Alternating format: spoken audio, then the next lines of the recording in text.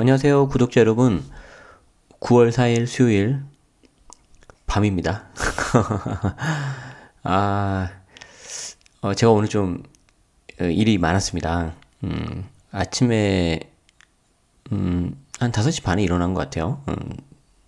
일찍 일어나서 7시에 하는 조찬 강연회를 갔고요. 조찬 강연회를 이제 감사하게도 어떤 분이 저를 이제 초대를 해주셔가지고 매월 이렇게 땡땡 상공회의소 가가지고 들어요. 그래서 뭐 이렇게 가면 일단 되게 맛있는 밥을 줘요. 그래서 제가 굉장히 맛있게 밥을 먹고 그 끝나고 나면 바로 유명한 분이 이렇게 오셔가지고 막 강의를 하십니다. 그러면 그분 강의를 듣는데 오늘은 미국에 있는 피어스 컬리지인가? 그래서 거기 계신 부총장님 박영란님이셨나? 아무튼 그 진짜 성함을 좀 잊어버렸는데 되게 여장부시더라고요. 그래서 너무 멋있었어요. 그래서 그 강연 듣고 또 저는 전에 알고 지냈던 되게 좋은 분도 좀 만나서 이야기도 좀 나누고, 그리고 이제 끝나고 나서 또 제가 어떤 또 이게 좋아하는 분 만나러 가고, 그 끝나고 나서 이제 블로그 보시면 아시겠지만 땡땡 지역에 가가지고 뭐 계약도 좀 하고 그래서 제 블로그에 떡라면 딱 뜨면 이제 여러분들 아셔야 되는 거죠. 그런데 이 방송을 들으신 분 중에서 도대체 뭔 소리야 그러면은 제 블로그에 가셔서 떡라면이라고 검색하면 쫘르륵 나온다는 거죠. 그래서 뭐냐면 제가 그 부동산 이제 실거주 마련을 하고 그 이후에 이제 첫 계약을 한 물건이 있는데 그 물건이 이제 제가 직장이 판교였는데 그 직장에서 그 물건지까지가 엄청 멀었어요. 그래서 이제 평일날 이제 가니까 그때 이제 그 계약을 하고 이제 그 흔히 말하는 이제 갭 투자를 한 거죠. 그래서 이제 세입자분하고 해가지고 다 계약을 하고 마무리를 했는데 이제 뭐 밥을 먹었겠어요? 못 먹었겠잖아요. 그래서 시간이 거의 9시인가 거의 다 됐을 거예요. 거기서 다시 또 이제 그 당시에는 제가 중랑구에 살았으니까 서울 다시 이제 중랑구로 가야 되는 거예요. 근데 이제 너무 배고프니까 그냥 옆에 있는 김밥 천국을 갔어요. 그래서 김밥 천국 가가지고 떡라면하고 김밥을 먹었어요. 근데 그게 너무 맛있는 거예요. 가지고 그 이후로 제가 이제 부동산 뭐 투자했거나 아무튼 뭐 계약만 하면 제가 떡라면을 먹는 게 이제 전통이 돼서 그냥 블로그에 주르륵 제가 올려요. 그래서 제 블로그에 떡라면이 나오면은 얘 또 뭐 했구나. 그 생각 하시면 돼요. 그래서 뭐 되게 좋았는데 보니까 제가 데일리 뉴스를 안 했잖아요. 이거는 그냥 잘 수 없어요. 그래서 지금 늦게나마 이렇게 하고 있어서 오늘은 석간이 아니라 완전히 그 나이트 뉴스가 되겠네. 그래서 최대한 빨리 해서 올려드리도록 하겠습니다. 그래서 오늘은 조금 약간 중간중간에 옆에 빠지는 이야기는 좀 제가 빼고요. 엑기스만 해가지고 좀 한번 봐드릴게요. 다행히 뭐 이슈가 되는 기사는 좀 없는 것 같아요. 그래서 그거 해가지고 좀 말씀드리도록 하겠습니다. 오면서 그 이제 떡라면 블로그를 이렇게 해가지고 올려드리고 왔는데 이제 차로 1시간 정도 이제 걸려서 왔어요. 근데 그 안에 이제 되게 많은 분들이 이제 보시고 이제 댓글을 달아주셨는데 그중 댓글에 한 몇몇 분들이 저는 지금 데일리 뉴스 기다리고 있어요. 뭐 그러신 거예요. 그래서 너무 고마웠습니다. 이럴 때 한번 해봐야지. 이럴 때 한번 뭐라고 하냐면 어디 보자. 제가 블로그 보고 있거든요. 그냥 눈에 보여줘야지. 이럴 때 한번 해보자. 좋았어. 제네시스 박. 이렇게 해가지고 한번 보는 거죠. 자, 한번 볼게요. 오늘 제가 이렇게 하니까 이거 떡라면 나오죠. 와, 댓글이 벌써 19개나 달렸네. 쭈쭈쭈쭈 어딘지는 물어보지 마세요. 다쳐요. 라이프 가드님, 쿨 해피, 화이트 7927님 축하드려요. 전 제네시스님의 데일리 뉴스를 기다려요. 늘 감사합니다. 저도 늘 감사합니다. 고맙습니다. 매도하면 곱빼기 오케이. 수업 같이 참석한 로미짱 아이디 남편. 수업인 거 보니까 제가 최근에 들었던 호빵님 경매 강의 말씀하신 것 같은데 아무튼 죄송해요. 데일리 뉴스 넘나넘나 좋아요. 고맙습니다. 프리지아 향기님. 가산 퍼블릭 배가 안 부르다 했더니 김밥 드셔야죠. 떡라면 좋은 일 있을 때는 언제나 함께하는 친구. 뭐든지 계약은 좋은 것 같아요. 클라라님. 고생하셨습니다. 축하드려요, 제방님. 비 오는 날 떡라면. 오늘 또 비가 와가지고, 떡라면 봐서 너무 좋았어요. 축하드립니다. 고맙습니다. 비가 와서 라면이 땡기던데, 일이 잘 풀린 뒤에 먹는 떡라면 너무 맛있어 보여요. 네, 고맙습니다. 너무나 맛있겠네요. 빡독하는 무한계 그녀님, 그래도 반은 성공이니 희망이 있습니다. 그렇죠. 제가 또 지금 벌써 작업 걸고 있는 게 있어요. 뭔지는 안 가르쳐줘요. 자, 그레이스팡님, 신혼부부님을 동업자로 보시면 축하드려요. 매도 떡라면 사진 또 보고 싶습니다. 최대한 빨리 보여드릴 수 있도록, 하겠습니다. 네, 자, 응원 주신 분들 너무나 감사하고요. 자, 우리 바로 다이렉트로 기사를 가도록 하겠습니다. 오늘은 직장인 관련된 거 하나랑 유튜브 하나, 그리고 세금 관련된 거 2개 이렇게 잠깐 볼 건데, 직장인 관련된 거는, 업무 앱을 놓고 슬랙, 네이버, NHN, 카카오, 글로벌 대기업들, 그러니까 그 직장인들 전용으로 쓰는 그 업무용 앱 어플이 있는데 그 중에 하나가 슬랙이라고 있어요. 제가 슬랙은 좀 들어봤는데 막상 써보진 못했는데 이 글로벌 격전지에 NHN이 이제 출사표를 이제 던졌다는 거죠. 그래서 이제 보면 이름이 보면 토스트 워크플레이스네. 그래서 판교 사옥에서 직장인 업무용 어플 토스트 워크플레이스를 선보였다. 슬랙과 MS의 팀즈 그리고 라인웍스 등의 격돌 중인 글로벌 업무용 앱 시장에 도전장을 던진 건데 토스트 워크플레이스는 외부인이 가입 없이도 쓸 수 있고 뭐 이렇게 한다. 뭐 이거는 이제 관련된 기능에 대한 특징이니까 이제 일종의 홍보가 되겠죠. 이런 것도 사실 기사 돈 받고 써져요. 근데 이제 이 기사가 그렇다는 게 아니라 이제 이 어떤 기사를 보든지 간에 그 기사를 쓴 사람의 프레임에 갇혀져서 우리가 거기에 빠지면 안 된다는 거죠. 비판적인 읽기를 해야 되는 건데, 업무용 앱 시대가 열리면 이메일도 사라질 거다. 그렇죠. 업무용 앱 시장에서는 슬랙이 단연 돋보인다. 회사 이름인데, 저도 이거는 들어봤어요. 그리고 깔아봤고, 근데 뭐 이게 뭐 필요가 많이 있지 않아서 안 쓰는데, 여기에서 벌써 이게 팡이라고 해요. 페이스북, 아마존, 넷플릭스, 구글을 앞 글자 이렇게 해가지고 FANG, 팡. 되게 좋은 회사잖아요. 그쵸? 그래서 여기를 이렇게 잇고 있다는 거예요. 그러니까 이제 대표 주제라는 거죠. 자, 슬랙의 성공은 업무용 이메일이 5에서 7년 내에 사라질 것이라는 증거라고 장담할 정도다. 해가지고 관련된 내용이 쭉 있는데, 이게 이제 만약에 되면 기업은 보안을 지키고 직원은 워라밸을 지킨다. 그러니까 여러분들이 이런 거를 쓸 때 이거 되게 좋네, 괜찮은데 이렇게만 하지 마시고 항상 그 위에 있는 상위 구조 단계, 플랫폼 단계를 이렇게 보셔야 돼요. 그래야지 세상이 돌아가는 거는 알 수 있다. 우리가 물론 대부분 사람들은 이런 걸 뭐 개발하거나 그런 거하고 관련이 없겠지만 또 제 방송 들으신 분 중에 그런 개발하시거나 그런 쪽에 있는 분도 계실 수 있잖아요. 그래서 그런 부분도 좀 보시면서 좀 세상을 이렇게 좀 넓게 보시면 좋겠다. 그렇죠. 직원 입장에서도 업무용 앱은 무분별한 카톡, 업무 지시 등을 피할 수 있다. 그런데 이게 완전히 좀 분리가 돼야 되는데 시간이 좀 걸리겠죠. 예를 들어서 뭐 슬랙을 쓰는데 카톡으로 야, 왜 너 그거 슬랙 안 보냐 이렇게 올 수도 있어요. 처음에는. 오케이. 자, 그래서 이런 거 있다. 그래서 제가 이것 때문에 이 기사를 골랐는데, 자, 이런 서비스가 나오면 서비스 초기였던 4년 전에는 IT 기업 개발자들로부터 이 어플에 대한 앱에 대한 구매 연락을 받았다면 지금은 대기업 기업 문화팀에서 받는다며 업무용 앱 시장의 분위기는 매년 상승세. 그러니까 일반적으로 이런 게 잘 안 쓰는 건데 많이 대중화가 됐고 이제는 이런 스마트 워크와 관련된 일들을 하는 어떤 기업 문화팀에서도 한다.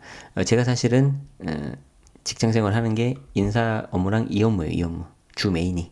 그래서 회사의 비전과 핵심 가치를 전파하고 직원들의 동기부여를 여기까지만 하겠습니다. 오케이. 자, 그래서 그게 나와서 좀 반가워서 한 것도 있어요. 자, 두 번째는 유튜브에서 제가 꼭 골랐는데요. 유튜브에 보면 에듀윌 한국사 능력검정시험 유료 강의 100강을 무료로 공개하겠다. 그래서 한국사 능력검정시험 유료 강의 100강이 있는데 이거를 완전 무료로 돌리겠다. 제가 왜 이 기사를 보여드렸냐면요. 제가 뭐 특정 회사를 홍보하거나 그러려는 게 아니고 제가 하고 싶은 것 중에 하나가 있는데 제가 좀 욕심이 많잖아요. 그래서 막 이것도 해보고 싶고 저것도 해보고 싶은 게 있는데, 어, 세무사 공부를 열심히 했는데 좀 떨어졌잖아요. 저는 2년 동안 공부하면서 떨어지리라고는 한 번도 생각을 안 했어요. 예, 그만큼 자신도 있었고, 또 공부량도 많았었고, 나보다 더 많이 하는 사람 없어. 약간 그런 자신감으로 이렇게 했었는데, 진짜 좀 생각지도 않은 곳에서, 생각지도 않은 점수가 나와서 진짜 얼토당토하게 떨어졌거든요. 자, 아무튼 그런데, 그때 좀 했던 것도 좀 있고 해서 지금 이렇게 좀, 어, 이게 새로운 삶을 살고 있긴 하지만 한편으로는 좀 아쉬움이 남아요. 근데 그걸 뭐 제 자신의 어떤 욕구를 채우기 위해서 아쉬움이 남는 다기보다는 좀 뭔가 이거를 좀 잘 활용을 해가지고 제가 가지고 있는 제가 다른 거는 잘 못하는데 이런 거는 조금 할 수 있잖아요. 그래서 그걸 가지고 다른 사람들이 고민하는 걸 좀 도와주면 어떨까라고 생각을 해보니까 예를 들어서 우리 부동산 관심 가지신 분들은 공인중개사 자격증 관심 많으시잖아요. 그리고 뭐 그런 자격증은 저는 개인적으로는 관심이 있다면 뭐 한 살이라도 더 어렸을 때 따는 게 좋겠죠. 나중 되면 공부하기도 힘들고 그러니까 그래서 그거를 따고 싶은데 이 공인중개사 제가 잠깐 저도 예전에 좀 해봤었거든요. 근데 공부 양이 만만치 않아요. 이게 양이 엄청 많아요. 근데 이거를 제가 세무사 공부하고 다른 것도 막 하면서 제가 세무사 공부를 하고 나서 국가공인 그 재경관리사라고 있어요. 아마 재무 쪽 근무하신 분들은 아실 텐데 그 재경관리사를 하니까 한 2주인가 공부하고 그냥 95점인가 맞았어요. 평균. 그랬는데 무슨 말 하고 싶냐면 공부량이 되게 많으면 그 밑에 있는 좀 공부량이 좀 적은 아니면 난이도가 낮은 거 보면 쉽단 말이에요. 그래서 제가 공인중개사 관심이 주변에 이제 있는 분들이 많은데 보니까 양이 너무 많은 걸 공부하고 있는 거죠. 지금 벌써 100강? 이걸 언제 다 봐? 이거 한국사 능력 검정 시험이긴 한데, 공인중개사도 만만치 않잖아요. 그래서 저라면, 공인중개사 세법 어차피 목표 점수가 60점, 70점일 텐데, 뭐하러 그런 두꺼운 책을 많이 보냐는 거죠. 그래서, 제가 언젠간 할 건데, 그, 기출문제 있잖아요. 기출문제 최근 10년치만 해가지고 제가 달달 다 풀어버릴 거예요. 여기 유튜브에서. 그래서 그것만 한 10번 듣고 가세요. 뭐 다른 거 다 보지 마시고 그렇게 하면 한 60점은 맞을 수 있게. 그럼 괜찮겠죠.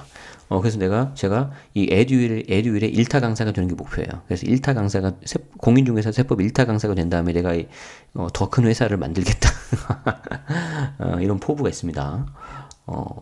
그래서 부동산 관심 있는 사람들, 특히 뭐 실거주자, 투자자뿐만 아니라 그냥 재테크 일반 아니면 그냥 직장인들, 일반인들을 대상으로 한 뭔가 좀 컨텐츠를 제공하고 싶다라는 게 제 약간 그런 원대한 포부 중에 하나예요. 자, 그래서 그거 좀 생각이 나서 이거 말씀드린 거였어요. 혹시 필요한 분 있으시면은 유튜브에서 에듀윌 채널 가시면 될 거예요. 오케이. 자, 또 보죠. 그냥 바로 가는 거예요, 그냥. 자, 부동산 세 감면 축소 개정안 후폭풍 2, 3층 상가주택 양도세 수억은 늘 거다. 이거는 지금 매일경제에서 나온 기사인데 날짜를 한번 다시 볼게요. 자, 9월 3일 나온 거 맞죠? 어제 오후에 나온 거 맞죠? 근데 이게 갑자기 이게 왜 나왔지? 이거 개정세법 이번에 개정세법 안 그러니까 아직 최종 확정은 안 되는데 뭐 거의 큰 틀에서는 유지돼서 통과되겠죠. 지금 그 내용에 대한 거거든요. 그래서 제가 이 기사를 셀렉한 이유는 두 가지가 있는데 양이 되게 많아요. 제가 링크 드릴 테니까 필요하신 분들은 보세요. 그래서 이번에 세법 개정안에 대해서 저도 설명드렸는데 거기에 대한 그 정리가 된 기사로 나쁘지 않다. 그래서 되게 정리가 잘 되어 있어서 제가 공유를 드리는 거고 또 하나는 그 중에서 좀 가장 핵심이라고 할 수 있는 게 요거거든요. 2, 3층 상가주택, 경영주택이라고도 하는데, 그, 주택하고 주택 외 부분이 같이 있는 거 있죠. 여기에 대해서 양도세가 수억 원 늘어날 거다. 22년부터. 22년에 파는 거부터. 그러니까 22년에 파는 거부터니까 이게 무서운 말이에요. 그 전에 네가 언제 사는지는 내가 따지지 않겠다. 이거죠. 자, 사례를 봅시다. 자, 강남구 논현동 골목길에 위치한 2층짜리 상가 경영주택을 20년째 보유 중인 50대 A씨는 처분 시기를 놓고 고민에 빠졌다. 항상 이런 식으로 시작하죠. 자녀들의 결혼과 자신의 은퇴 시기에 맞춰 5년 후에 상가 건물을 처분할 계획이었는데 세상이 그렇게 녹록지 않다는 거죠.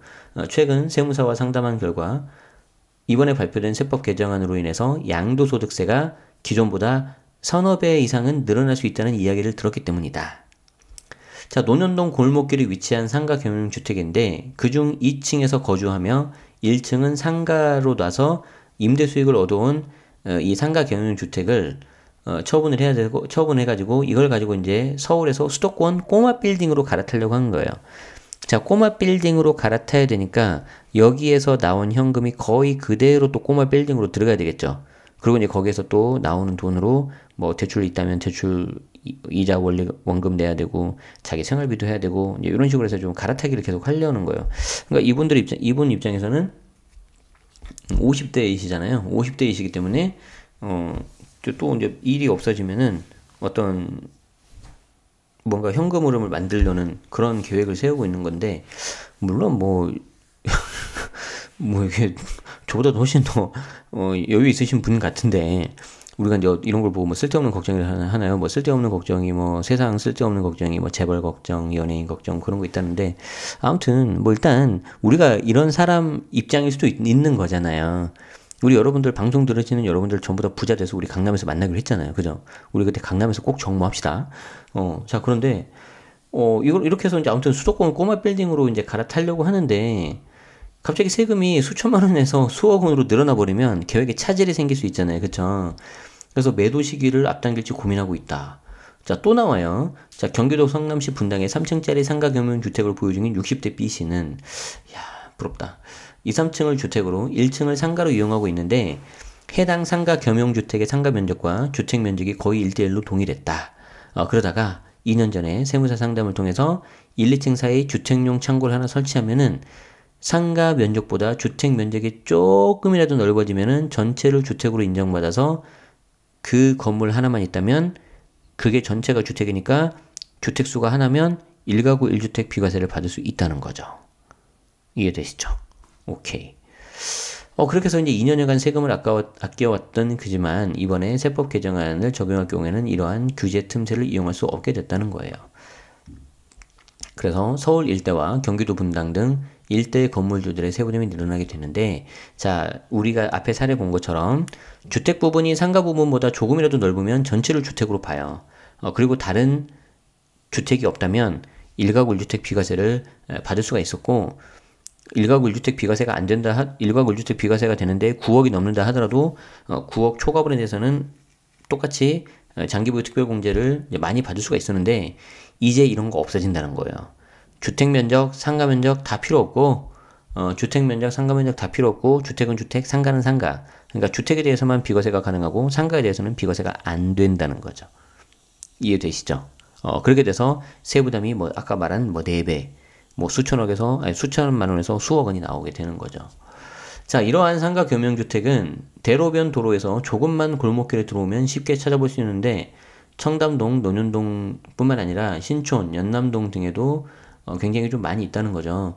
서울을 조금만 벗어나면 특히 고양시, 일산, 그리고 분당, 판교 일대에도 이런 상가 겸용주택이 되게 많은데 이게 이제 전부 다 좀 세부담이 늘어날 수 있다. 언제? 22년도 이후에 양도하는 분부터. 그래서 무슨 시그널을 주고 있죠? 팔려면 지금 팔어 이거죠. 정부가. 그리고 또 하나 뭐다? 얘는 지금 9억 초과 경영주택에 대해서인데 벌써부터 왜 9억 초과만 그렇게 하느냐? 9억 이하도 그렇게 하는 게 맞지 않냐? 사실 논리적으로 보면 상가는 상가, 주택은 주택 그게 맞잖아요. 그게 좀 더 합리적이잖아요. 그런데 이제 또 반대편에서는 무슨 반론을 제기할 수 있죠? 아니 나 지금 이거 하나만 바라보고 은퇴 생활 요거에 노후 보장을 요거 하나에 맡겼는데 이렇게 갑자기 바꾸면 어떡하느냐? 이 법적 안정성을 무시하는 거냐? 이런 말을 할 수도 있다는 거죠. 어려운 문제예요. 네, 그런데 중요한 거는 법이 충분히 이렇게 예고를 하고 바꾸면 어쩔 수 없는 거죠. 그래서 요게 이제 좀 이번에 세법 바뀐 거 중에서 좀 중요한 내용이라서 계속해서 나오는 것 같고요. 저도 이 부분에 대해서 설명드렸고, 여기 보면 아주 기가 막혀요. 어떻게든 주택 면적을 조금이라도 늘리기 위해서 주택과 상가 계단으로, 상가를 계단으로 연결해가지고 막 이런 것도 이제 막힌다는 거죠. 보통 이게 2층, 3층 정도 하거든요. 그러면 사람이 거주하는 주택으로 만들고 1층에는 이제 그 상가를 놓는 거예요. 그러면 이제 이런 것들이 이제 물건이 만약에 나오면은 상권이 더 안 좋아질 수도 있지 않을까요? 그리고 이제 정말 물건의 가치를 볼 수 있는 사람 입장에서는 이런 거 정말 혹시라도 좋은 거 나오면 잘 찾을 수 있는 거고. 그래서 여기 보면 상가 부분과 주택 부분이 거의 1대1의 비율로 설계된 이 경우에 주택 부분으로 분류될 수 있는 계단 혹은 옥탑, 아까는 창고 나왔었죠. 이런 걸 해가지고 전체를 주택으로 간주받게 된 거죠. 자, 그래서 여기 우병탁 세무사님을 통해서 봤더니 뭐 기존에 4,658만 원이었는데 양도차익이 한 15억 정도 나는 거네요. 주택이 당연히 더 크고, 그래서 4,658만 원이었는데 개정하면은 2억으로 늘어나니까 이거는 이제 의사결정을 해야 되는 거죠. 엄청나죠, 그죠? 아무튼 그래요. 그리고 이것뿐만 아니라 자, 이게 나오죠. 이것만 좀 봅시다. 자, 상가주택을 보유한 한 집주인은 오랫동안 내 집처럼 살면서 월세 수익으로 생활해온 입장에서 급격한 과세부담 증가는 생활 자체를 위협한다며 나이가 많아 이제 건물을 처분하고 아들집 근처로 이사가려 했으나 이번 세금 규정 개편으로 우려가 크다. 그러니까 이분은 22년 이후에 팔려고 하셨던 거예요. 그 전에 팔려고 했다면 뭐 어차피 상관이 없는데. 근데 이제 오랫동안 이렇게 행복하게 살았는데 왜 이렇게 나를 건드는 것이냐 이렇게 하는 거죠. 근데 세상은 가만히 있는 거 아닌 것 같아요. 그래서 미리미리 대비를 해야 될 것 같다. 그리고 이제 그 밑에 보면 이 내용 말고도 다른 거에 대한 내용들이 다 또 이렇게 있으니까 한번 시간 내셔서 좀 보시면 좋겠습니다. 근데 가장 중요한 게 이쪽 부분이기 때문에 그 부분을 좀 잘 보시면 좋겠고, 그 다음 항상 보실 때 그 다음 넥스트가 뭘까를 항상 생각하면서 보시는 게 좋아요. 오케이. 그런데 밤에 하니까 좀 더 목소리가 약간 더 낭낭한 느낌 나지 않아요? 빨리 하겠습니다. 빨리 하긴 해. 막 하는 그런 막 목소리가 들리기도 하네. 좀 밖에 좀 약간 살짝 시끄럽죠. 저희 꼬마 녀석이 저렇게 목소리가 크고 지금 컨디션은 되게 좋은데 열은 이상이 안 떨어져요. 그래서 오늘 아침에도 병원을 맞다. 오늘 아침에 또 병원까지 갔구나. 그래서 더 바빴구나. 오늘 아침에 병원 가니까 그 의사 선생님은 그냥 괜찮다고 하는데, 제가 이제 자주 가는 그 병원이 있는데 거기가 이제 할아버지인데, 제가 왜 여기를 자주 가냐면 그 약 남용을 잘 안 해요. 그래서 항생제 처방을 웬만하면 잘 안 해줘요. 그래서 그냥 뭐 이러면서 낫는 거지 뭐 약간 그런 스타일인데, 그래서 이제 제가 그분을 믿기 때문에 가는데, 막 다른 병원 가면 막 걸핏하면 항생제 쓰고 되게 황당한 병원도 있어요.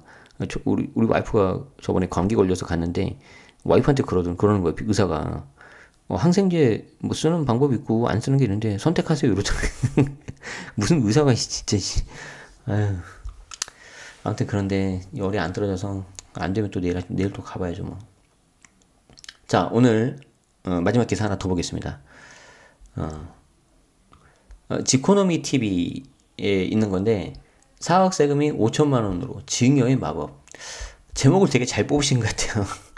여기 이제 원종은 세무사님인데, 저도 이 세무사님 가끔 칼럼 이렇게 보면서 이제 도움도 받고 하는데요.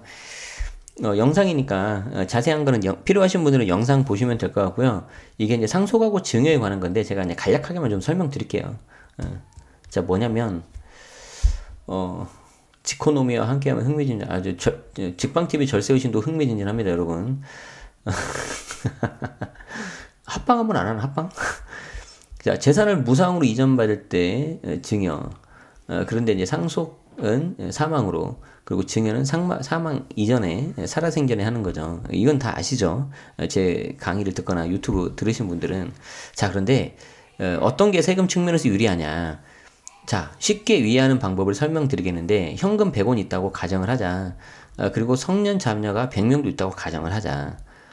자녀가 100명. 뭐 이건 약간 좀 비현실적이긴 해요. 근데 100억 원이 있는 것도 말이 안 되죠. 저는 원세무사님한테 하나 좀 이렇게 제가 뵙진 못했지만 감히 조금 말씀드리고 싶은 게, 아니 왜 100억 원 있는 게 말이 안 됩니까? 될 수 있습니다, 세무사님. 저는 제가 제일 좀 좋아하는 사람 중에 한 명이 이제 램구님이잖아요. 그래서 그때 이제 그 램구님 라방도 하고 이제 오면서 많이 그런 이야기 했는데, 램구님이 항상 저한테 그런 숙제를 줘서 저는 좋아요. 근데 그 숙제 중에 하나가 뭐냐면 지금 소득의 10배를 해보래요. 그래서 제가 얼마 전에 와이프한테 말했어요. 나 램구님이 말한 것처럼 소득 10배로 할 거야. 그랬더니 와이프가 요즘에 막 자기 경영, 무슨 막 사업가 마인드, 막 긍정 마인드 파워, 막 이런 거 관심 많거든요. 그래가지고 오빠 됐고 목표를 좀 구체적으로 말해봐, 그런 거예요. 그래서 10배면 얼마야? 그래서 제가 월 1억 정도면 되겠어? 그랬더니 좋아. 근데 언제까지 할 거야? 그래서 한 2년 안에 하면 되겠어. 막 그런 얘기 하고 있어요. 아침에 제가 항상 와이프하고 산책 가잖아요. 맨날 그런 이야기 하고 있어요. 밤에, 야밤에 죄송합니다. 혹시 밤에 들으신 분들은 좀 양해 말씀드리고요. 그래서 100억 원 있는 것부터 말이 안 된다. 이게 왜 말이 안 돼요? 우리 100억 원 가질 수 있어요. 그래서 우리 100억 원 방송 들으신 분들 다 가질 수 있습니다. 그래서 다 가지시고 100억 원 들고 우리 강남에서 만납시다. 알았죠? 그때 정모합시다. 그때 팬미팅 하겠습니다. 팬미팅. 자, 어쨌든 100억 원을 죽기 전까지 그대로 갖고 있다가 사망 이후 성년자녀가 1인당 1억 원씩 가져간다면 상속세는 100억 원을 기준으로 계산되기 때문에 얼마를 남겨야, 그러니까 이게 좀 어려운 말로 내가 이름을 까먹었는데, 그 남긴 재산 총액에 대해서 세금이 떨어지는 거예요, 상속세는. 이게 뭐 이름이 있었는데 제가 상징세는 그렇게 많이 공부를 안 해가지고, 아무튼 상속세는 남겨진 재산 총액에 대해서 세금을 때립니다. 그래서 세금이 얼마가 뚝 나오면 그걸 뭐 나눠서 내든지 알아서 하는 거고요. 증여세는 달라요. 예를 들어서 이 100억 원을 죽기 전에 1인당 자녀가 100명이라 그랬으니까 1억 원씩 주면은 증여세는 각자가 받은 재산에 대해서만 계산하니까, 그쵸? 그래서 1인당 500만 원밖에 안 나온다. 그럼 이거 100명 합쳐도 증여세 5억이면 끝난다는 거죠. 그래서 여기 아까 나온 게 이렇게 해서 상속세를 하면은 40억이 나오는데, 이렇게 100명한테 나눠서 주면은 증여세 5억이면 끝나니까 제목을 이렇게 지으신 거예요, 지금. 사업세금이 5천만 원으로 증여만. 더 정확하게는 40억 세금이 5억으로. 근데 이제 100억 원은 가질 수 있는데 우리가 자녀가 100명인 거는 사실 비현실적이라서 그건 좀 감안하고 보시면 되겠고요. 그래서 핵심은 뭔지 아시겠죠? 사전에 증여하는 게 유리하다. 그런데 조심해야 되는 게 뭐냐면 미리미리 해야 되는데, 왜 그러냐면 상속세가 일반적으로 공제가 크기 때문에 웬만하면 10억까지 공제가 되기 때문에 신경을 잘 안 쓰다가 막판에 부랴부랴 막 증여한단 말이에요. 근데 증여를 하고 나서 혹시 이제 그 상속하신 분이 10년 안에 돌아가 버리시잖아요. 그러면은 이 사망한 날로부터 소급해서 10년 이내 증여한 거를 다 토해내고 상속으로 가버려요. 이게 핵심이에요. 이해되시죠? 그러니까 다시 정리를 하면 증여가 유리하다. 증여는 받은 사람이 각자가 내니까. 근데 상속은 남긴 재산, 거기에 대해서 전체에 대해서 매기기 때문에 상속세가 좀 불리할 수 있는데 분산이 안 되니까. 그런데 그분이 증여를 하신 다음에 10년 안에 돌아가 버리시면은 다시 증여 토해내고 상속으로 과세가 되기 때문에 전문용어로 도루묵이라고 하시네요. 여기서는 우리 세무사님이. 그래서 이제 본인들 업자들끼리 하는 말이라고 하네요. 그래서 증여하고 10년 이내에 사망하게 되면 다시 합산해서 더 높은 세율로 정산한다는 거기 때문에 사전 분산 증여로 세율을 낮추고 싶다면 10년 전에 증여해라. 아니면 오래 사시던가. 그렇죠? 자, 여기에서 더 좋은 거 하나 말씀드리냐고 하는데, 이게 이제 뭐냐면 상속인이 아닌 경우에 합산하는 기준이 10년이 아니라 5년이라는 거죠. 그러니까 상속인 같은 경우에는 아까 10년을 역산해가지고 보는데, 상속인이 아닌 경우에는 그 기준이 10년이 아니라 5년이라는 거예요. 그러니까 비상속인에게 증여하면 증여세를 내고 5년만 지나면 상속재산에서 빠진다는 건데, 그 비상속인의 대표적인 사람이 손자, 손녀, 사위, 며느리라는 거예요. 그래서 특히 손자, 손녀들은 어리니까 이 방송을 잘 못 볼 테고, 사위, 며느리들은 이 방송을 보니까 요즘에 본인이 사위와 며느리들에 대해서 인기를 많이 얻고 있다. 이 말씀을 하시네요. 오케이. 자, 그래서 이런 것도 좀 보시면 되겠고요. 자세한 내용은 또 제가 우리도 이제 지코노미하고 세무사님이 하신 거기 때문에 제가 이제 요 정도만 소개를 드리고 제가 잘못 또 전달하면 안 되니까 원 내용은 여기 영상을 이렇게 보시면 되겠습니다. 제가 이 기사 링크를 드릴 거거든요. 그리고 이제 지코노미 혹시 보고 계시면 관계자분 계시면은 우리 직방TV랑 합방 한번 해요, 그러면. 그것도 재밌을 것 같아요. 오케이. 자, 여기까지입니다. 제가 오늘 기사 그냥 좀 다이렉트로 그냥 보고 좀 빨리 끝내드렸죠. 그래서 그러고 보니까 제가 이 프로젝트 제네시스라고 해서 사실은 제가 여기 보면 평범한 직장인이 어떻게 하면 부의 추월 차선으로 갈아타겠냐, 이 프로젝트 이름을 제가 제네시스라고 지은 거였어요. 그래서 지금 아빠가 이렇게 좀 중요한 얘기하는데 지금 지금 그래서 일단은 직장인에서 뭔가 갈아탔잖아요. 회사 나오고 그렇기 때문에 한 절반은 성공한 것 같아요. 그래서 이 프로젝트 이름은 계속 제네시스로 갈 건데 요 평범한 직장인 요 부분은 좀 수정을 해야 되겠네. 그래서 뭐 블로그 대문은 좀 바꾸든지 뭐 해야 될 것 같아요. 근데 저는 이렇게 약간 심플한 거 좋아하거든요. 막 화려하고 그런 거 좀 싫어해요. 그래서 여러분들 좀 보시면서 저랑 좀 같이 성장하고 좀 같이 크고 좀 그런 느낌을 더 많이 좀 받으시면 좋겠고요. 그 사이에 댓글이 또 늘었네. 댓글을 혹시 좀 볼까?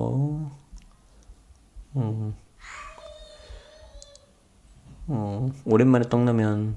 이분 계속 보신 거죠. 봄꽃잎 고맙습니다. 까칠한 워킹만 이남민. 떡라면이 울고 갑니다. 지난번에도 사진 보고 사 먹고야 말하는데 말이죠. 드세요. 오늘 먹는 떡라면은 0칼로리. 행차님 고맙습니다. 항상 이 이모티콘만 써. 항상. 딱 보면 알아. 나름 이분도 전략적이신 것 같아. 떡라면 하면 딱 아신 것처럼. 자, 그래서 우리 제가 이렇게 계속 이렇게 할 테니까요.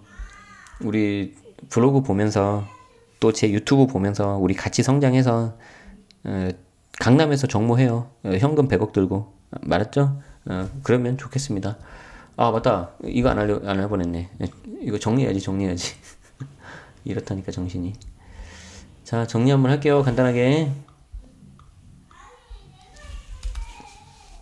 자, 봅시다. 업무 앱 놓고 NHN 출사표.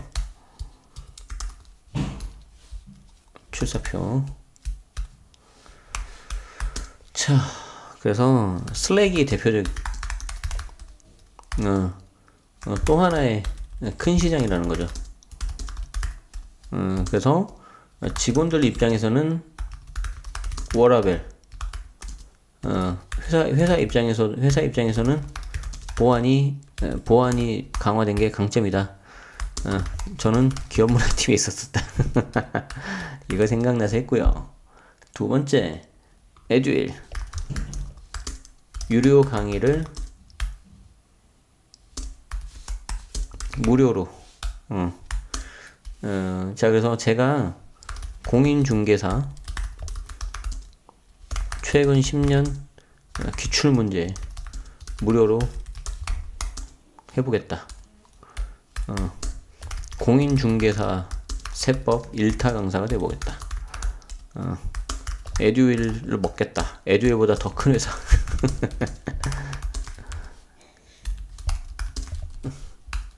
좋아. 이렇게 쓰면 이루어진다니까. 3번 세법 개정 지금 아직 아니야. 아직 확정 안 됐어. 상가주택 양도세 낼 듯. 자, 그래서 22년도 이후 양도분부터 적용이 되고요. 그냥 상가주택이 아니라 9억 초과하는, 당연히 이건 실거래가예요. 실거래가 9억 초과하는 상가주택에 대해 적용되는데, 일부 9억 이하분도 동일하게 해야 되지 않겠느냐 라는 의견이 있어요. 기타 개정안은 기사 링크를 참조하세요. 오케이. 마지막 4번. 상속세와 증여세 과세 방식 차이. 살아생전에 일찍, 당연히 살아생전이니까 상속은 안 되고 증여가 유리하다. 그런데 증여 후 상속인의 경우 10년 이내는 다시 합산될 수 다시 정산할 수 있으니 미리미리 하자, 이렇게 되는 거죠. 자, 오늘 좀 늦은 시간인데 바쁜 와중에 좀 이렇게 했습니다. 다시 한번 좀 늦게 올라와서 좀 죄송하고요.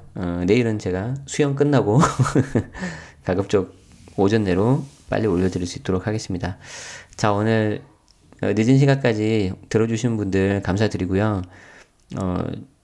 일찍 주무셔야 되는 분들은 혹시 제 거 알람 울리더라도 아침에 출근할 때 들으시면 좋겠는데 이미 이 말을 들었다는 거죠.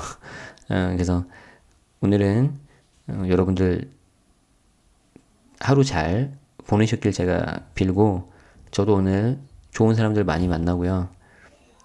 그 물건 되게 세입자 제가 너무 감사해요. 그리고 좋은 일들이 좀 많았고, 차 이렇게 1시간 정도 운전하면서 오는데 되게 많은 생각이 들더라고요. 옛날에 진짜 투자 막 아무것도 모를 때, 지금도 모르지만 막 했을 때 그때 생각나고. 그래서 여러분들도 이제 오늘 하루 잘 마무리하시고 편안한 밤 되시면 좋겠습니다. 오늘은 제가 멘트를 좀 달리해서 잘 자요 할게요. 자, 잘 자요. 내일 볼게요. 채널 제네시스 박이었습니다. 고맙습니다.